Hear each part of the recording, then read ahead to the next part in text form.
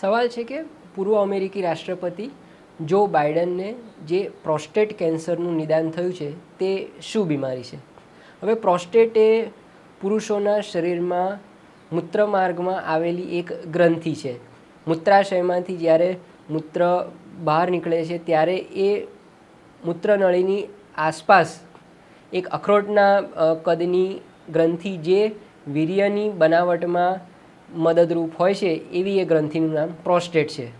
સામાન્ય રીતે પુરુષોમાં 50 વર્ષની ઉંમર પછી આ ગ્રંથિની 45-50 વર્ષની ઉંમર પછી આ ગ્રંથિનું કદ વધવાની શરૂઆત થાય છે અને 60 વર્ષ સુધીમાં તો લગભગ 50% પુરુષોમાં આ ગ્રંથિનું કદ વધેલું જોવા મળે છે. જોકે 70 વર્ષની ઉંમર પછી 80% કે તેથી વધારે લોકોમાં આ ગ્રંથિનું કદ વધેલું જોવા મળે છે.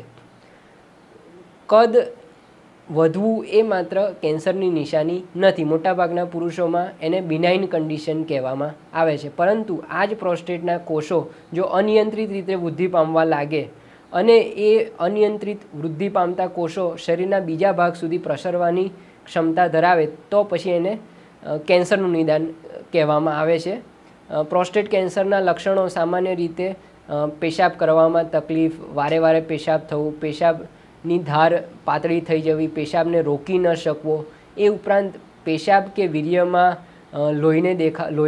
લોહી આવવું અને જો આ કેન્સર બહુ જ આગળ વધી ગયું હોય એટલે કે શરીરના બીજા ભાગોમાં પ્રસર્યું હોય તો પછી સામાન્ય રીતે કરોડરજ્જુ અને ત્યાંની આસપાસના હાડકાઓમાં ફેલાતું હોય છે તો ત્યાંનો દુખાવો પણ જોવા મળી શકે. એનો ઈલાજ સામાન્ય રીતે કયા સ્ટેજનું પ્રોસ્ટેટ કેન્સર છે એના પર આધાર રાખે છે. એના નિદાન માટે PSA પ્રોસ્ટેટ સ્પેસિફિક એન્ટિજન નામનો બ્લડ ટેસ્ટ અને MRI કે સોનોગ્રાફી એની મદદ લેવામાં આવે છે. આ પ્રોસ્ટેટ ગ્રંથિનું કેન્સર જો બીજા ભાગોમાં પ્રસર્યું હોય તો એવા કેસમાં પેટ સ્કેનની પણ જરૂર પડતી હોય છે.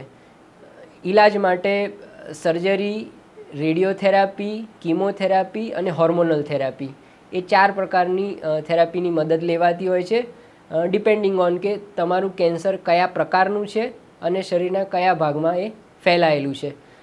કયા પ્રકારનું છે એ જાણવા માટે બાયોપ્સીની મદદ લેવાતી હોય છે. મોટાભાગના પ્રોસ્ટેટ કેન્સર જો વહેલી તકે પકડાઈ જાય તો એની સારવાર બહુ જ સરળતાથી અને સારી રીતે થઈ શકતી હોય છે અને સંપૂર્ણપણે કેન્સર મુક્ત થઈ શકાતું હોય છે. આ છતાંય પ્રોસ્ટેટ કેન્સર એ પુરુષોમાં બીજા નંબરનું સૌથી વધારે જોવા મળતું કેન્સર અને બીજા નંબરે સૌથી વધારે જીવલેણ પ્રકારનું કેન્સર છે.